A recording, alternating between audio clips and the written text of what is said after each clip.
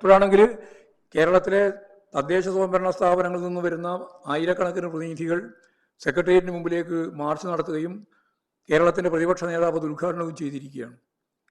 അവർക്ക് കഴിഞ്ഞ കൊല്ലം തിരഞ്ഞെടുപ്പിൻ്റെ ഘട്ടത്തിൽ അനുവദിക്കാനാവാതിരുന്ന പണം, അവസാനത്തെ ഗഡു, അത് സ്പിൽ ഓവർ വർക്കായിട്ട് ലഭിക്കേണ്ടതാണ്. സ്വാഭാവികമായിട്ടും അത് അടുത്ത കൊല്ലം അംഗീകരിച്ചു കൊടുക്കുകയാണ് പതിവ്. ഇപ്പോൾ സ്പിൽ ഓവർ വർക്കിൻ്റെ പണം കൊടുക്കുന്നില്ല. 4 മാസമായി സാമ്പത്തിക വർഷം കഴിഞ്ഞിട്ട്. മാർച്ചിലാണല്ലോ അവസാനിക്കുന്നത്. ഏപ്രിൽ, മെയ്, ജൂൺ, ജൂലൈ ഒന്നാമത്തെ ഗഡു കൊടുത്തിട്ടില്ല. ഏതാണ്ട് 3000 കോടി രൂപ കൊടുക്കണം. 3000 കോടി കൊടുത്തിട്ടില്ല. ബഡ്ജറ്റിൽ തന്നെ ഏതാണ്ട് 1553 കോടി രൂപ ബാലഗോപാലൻ അവതരിപ്പിച്ച അന്നത്തെ ബഡ്ജറ്റിലുണ്ടായിരുന്നതിൽ നിന്ന് കുറവായിട്ടാണ് ഇപ്പോൾ UDF അവതരിപ്പിച്ചത് തന്നെ. പിന്നെ ഈ പറഞ്ഞ പോലെ കൊടുക്കുന്നില്ല. പിന്നെ മെയിൻ്റെനൻസ് ഗ്രാൻഡായിട്ട് കൊടുക്കേണ്ട 1400 കോടിയുണ്ട്, ആ പൈസയും കൊടുക്കുന്നില്ല.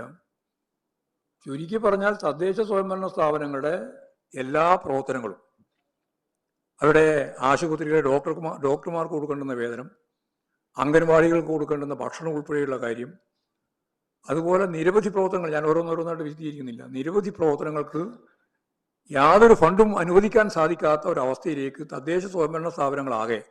ഇപ്രാവശ്യത്തെ തദ്ദേശ സ്വയംഭരണ സ്ഥാപനം എന്ന് പറഞ്ഞാൽ കോർപ്പറേഷൻ മഹാഭൂരിപക്ഷവും UDF ആണ്. അതുപോലെ തിരുവനന്തപുരത്ത് BJP ആണ്. ഞങ്ങൾ കോഴിക്കോട് മാത്രമാണുള്ളത്. അതേപോലെ തന്നെ മുനിസിപ്പാലിറ്റി, ഭൂരിപക്ഷം മുനിസിപ്പാലിറ്റികളും UDF-ൻ്റെയാണ്. പഞ്ചായത്ത് ഭൂരിപക്ഷം അവരതാണ്. ബ്ലോക്ക് പഞ്ചായത്ത് അവരതാണ്. എന്ന് പറഞ്ഞാൽ കേരളത്തിലെ തദ്ദേശ സ്വയംഭരണ സ്ഥാപനങ്ങൾ വഴി ജനങ്ങൾക്ക് ലഭിക്കേണ്ടുന്ന നിരവധിയായ ആനുകൂല്യങ്ങൾ പൂർണ്ണമായിട്ടും സ്തംഭിക്കുന്ന ഒരവസ്ഥയിലേക്കാണ് പോയിട്ടുള്ളത്. ഇതിനെതിരായിട്ട് ഇന്ന് കേരളത്തിൻ്റെ എല്ലാ ഭാഗത്തുമുള്ള മുനിസിപ്പൽ ചെയർമാന്മാരും കോർപ്പറേഷൻ ചെയർമാന്മാരും അതുപോലെ തന്നെ കൗൺസിലർമാരും എല്ലാം കൂടിച്ചേർന്നുകൊണ്ട് വലിയൊരു സെക്രട്ടേറിയറ്റ് മാർച്ച് നടത്തേണ്ടി വന്നു. ഇതിപ്പോഴും LDF-ൻ്റെ ഭാഗമായിട്ടാണ് നടന്നത്. സ്വാഭാവികമായിട്ടും എല്ലാ വിഭാഗത്തിൽപ്പെട്ടവർക്കും തദ്ദേശ സ്വയംഭരണ സ്ഥാപനങ്ങൾ ഭരിച്ച് മുന്നോട്ടേക്ക് പോകണം. അതൊരു പ്രാദേശിക ഗവൺമെൻറ്റുകളാണല്ലോ. ഈ പ്രാദേശിക ഗവൺമെൻറ്റുകൾക്ക് മുന്നോട്ടേക്ക് പോകാൻ സാധിക്കാത്ത ഒരവസ്ഥ UDF ഗവൺമെൻറ് 2 മാസം കൊണ്ട് സൃഷ്ടിച്ചിരിക്കുന്നു എന്നുള്ളതാണ് പ്രശ്നം. ഈ പ്രശ്നം സജീവമായി മുന്നോട്ടേക്ക് കൊണ്ടുപോകുന്നതിന് അടുത്ത് പഞ്ചായത്തിലേക്കും ഒക്കെ മാർച്ച് പ്ലാൻ ചെയ്തിട്ടുണ്ട്. വരുന്ന 1-ാം തീയതിയും 3-ാം തീയതിയും കേരളത്തിലെ മുഴുവൻ പഞ്ചായത്തുകളിലേക്കും പഞ്ചായത്ത് അംഗങ്ങൾ ഉൾപ്പെടെയുള്ള ജനപ്രതിനിധികളും ജനങ്ങളും ഇപ്പം മാർച്ച് ചെയ്യുകയാണ്. പക്ഷേ ഒരു നിലപാട് സ്വീകരിക്കും. ഇപ്പോൾ ശരിയാക്കും എന്നാണ് മുഖ്യമന്ത്രി പറയുന്നത്. പക്ഷെ ശരിയാവുന്നില്ല. ശരിയാവണമെങ്കിൽ പണം കിട്ടണമല്ലോ, പണം കൊടുക്കുന്നില്ല. ഇതാണ് നമ്മുടെ മുമ്പിലുള്ള അവസ്ഥ. കേരളത്തിലെ മാധ്യമങ്ങൾ ഉൾപ്പെടെ എല്ലാവരും ശ്രദ്ധിച്ചില്ലെങ്കിൽ 57 ആരംഭിച്ച അധികാര വികേന്ദ്രീകരണത്തിൻ്റെ തുടർച്ചയിൽ നമ്മൾ രാജ്യത്തിന് മാതൃകയായില്ല തദ്ദേശ സ്വയംഭരണ സ്ഥാപനങ്ങൾ കൈകാര്യം ചെയ്യുന്നൊരു ഗവൺമെൻറ്റാണ് കേരളത്തിലുള്ളത്. കേരളം മാതൃകയാണ് ഇന്ത്യക്ക് തദ്ദേശ സ്വയംഭരണ സ്ഥാപനങ്ങളുടെ ഭരണ സംവിധാനത്തിൻ്റെ ഭാഗമായിട്ട്. അപ്പോൾ അത് നഷ്ടപ്പെടുന്ന ഒരവസ്ഥയിലേക്കാണ് കാര്യങ്ങൾ നീങ്ങുക. ജനങ്ങൾക്കുള്ള ആനുകൂല്യങ്ങളാണ് നഷ്ടപ്പെടാൻ പോകുന്നത്. അതുപോലെ തന്നെ വളരെ പ്രധാനപ്പെട്ടതാണ് ലൈഫ് പദ്ധതിയുടെ ഭാഗമായിട്ടുള്ള വിഹിതം.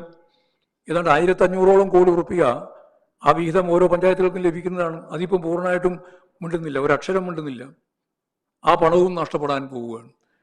ഏതാണ്ട് 6 ലക്ഷത്തിലധികം വീട് എടുക്കാൻ തീരുമാനത്തിൽ 5 ലക്ഷം വീട് പൂർത്തിയായിട്ടുണ്ട്. ഇനി 1 ലക്ഷം വീട് പൂർത്തിയാക്കാൻ ബാക്കിയാണ്. അപ്പോൾ ഇതെല്ലാം ഒന്നും നടപ്പിലാക്കാൻ സാധിക്കാതെ, സ്പിൽ ഓവർ ഒന്നും അനുവദിക്കാത്ത സാഹചര്യത്തിൽ വളരെ വലിയ പ്രതിഷേധമാണ് കേരളത്തിലുടനീളം ഉയർന്നു വരുന്നത്. അതിൻ്റെ ആദ്യപടിയാണ് ഇന്നത്തെ സെക്രട്ടേറിയറ്റ് മാർച്ച്. 1-3 തീയതികളിൽ ഞാൻ നേരത്തെ പറഞ്ഞ പോലെ എല്ലാ ഗ്രാമപഞ്ചായത്തുകളിലും മാർച്ച് നടക്കുകയാണ്. അപ്പോൾ ഗവൺമെൻറ് അടിയന്തരം ഇടപെടണം എന്നാണ് അത് സംബന്ധിച്ച് പറയാനുള്ളത്.